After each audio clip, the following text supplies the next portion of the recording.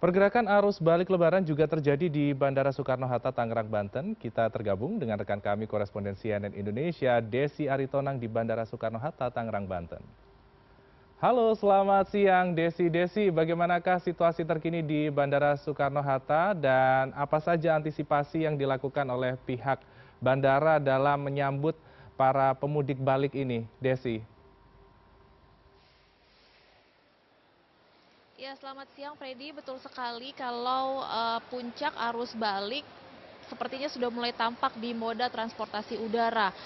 Mungkin hari ini memang belum menjadi puncak arus balik. Diperkirakan Angkasa Pura Indonesia memperkirakan arus balik itu puncaknya akan terjadi pada tanggal 6 dan 7 April 2025, mengingat aktivitas kembali mulai dilakukan selepas cuti Lebaran itu pada 8 atau Selasa 8 April 2025. Tapi saya mau ngasih gambaran kepada Freddy bahwa saat ini situasinya saya sedang di Terminal 2, tepatnya di Gate 4 dan Gate 5, di mana ini menjadi terminal keberangkatan bagi para pemudik yang sudah menghabiskan waktu masa mudiknya di Jakarta, di Cirebon, di Bogor, di Bandung, itu untuk kembali pulang ke kampung halamannya dan berangkat di Bandara Suta ini pada hari ini, Freddy.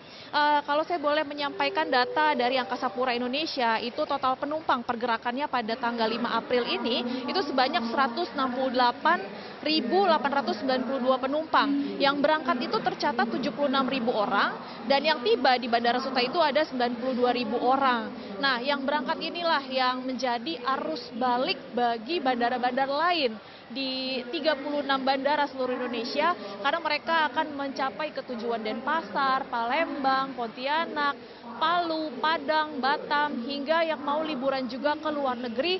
Ada juga yang berangkat pada hari ini atau liburan ke Bali ya, yang paling banyak tadi saya sempat ngobrol ke sejumlah calon penumpang itu mereka berangkat untuk menuju Bali pada hari ini. Meskipun tanggal 8 April itu sudah kembali beraktivitas seperti biasa dari cuti bersama.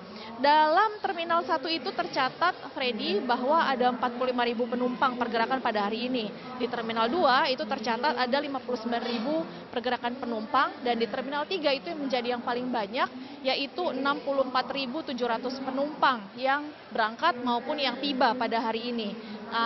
Kenaikan itu atau besarnya Terminal 3 kedatangan atau keberangkatan penumpang itu karena ada juga rute internasional yang menjadi rute-rute favorit bagi para calon penumpang yang kalau kita riset itu dari Angkasa Pura Indonesia menyebutkan bahwa Singapura menjadi tujuan favorit, juga Malaysia menjadi tujuan favorit para calon penumpang seperti itu. Dan juga tujuan ke Arab Saudi melalui Jeddah dan Madinah, dan ada juga Qatar melalui Doha, Australia melalui pintu Sydney, dan tujuan Jepang serta Korea Selatan. Itu masih banyak masyarakat yang menggunakan libur Lebaran ini untuk liburan ke domestik maupun ke internasional, mengingat memang libur panjang itu masih terjadi, atau mungkin mereka masih memanjangkan cuti mereka untuk bisa terus melanjutkan liburannya ke sejumlah destinasi.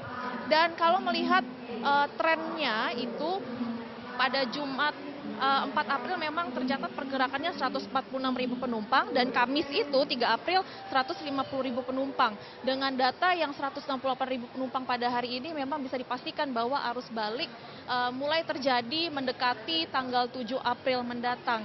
Dan kami mendapatkan informasi bahwa dalam periode libur Lebaran ini, Freddy, itu memang tercatat di 37 bandara Angkasa Pura Indonesia ada pergerakan 10,8 juta penumpang dari 81.400 penerbangan. Ini angkanya mengalami kenaikan 9,3% dibandingkan periode Lebaran tahun 2024, di mana Bandara Soekarno-Hatta menjadi bandara dengan lonjakan penumpang yang tertinggi dengan total selama periode Lebaran 21 Maret sampai 11 April 2025 itu sebanyak 3,5 juta penumpang. Dan bandara yang berikutnya adalah Denpasar, ya, Bandara Igusti Ngurah Rai, itu tercatat 1,4 juta penumpang lonjakannya selama periode libur Lebaran. Sehingga ini menjadi fenomena yang terus menaik tiap Lebaran, selalu mengalami peningkatan penumpang pada moda transportasi udara, mengingat kemarin juga kita telah diberikan fasilitas harga diskon tiket pesawat sebesar 13-14% dan ini menjadi booster bagi para masyarakat maksud kami untuk bisa tetap berpergian menggunakan moda transportasi udara. Freddy. Baik Desi, terjadi lonjakan penumpang di sana, namun berbagai antisipasi juga diterapkan untuk menyambut para pemudik balik ataupun juga yang berwisata atau menuju ke berbagai daerah domestik maupun juga internasional. Terima kasih Desi Aritonang, korespondensi CNN Indonesia atas laporan Anda. Selamat kembali bertugas, jaga kesehatan dan semangat selalu.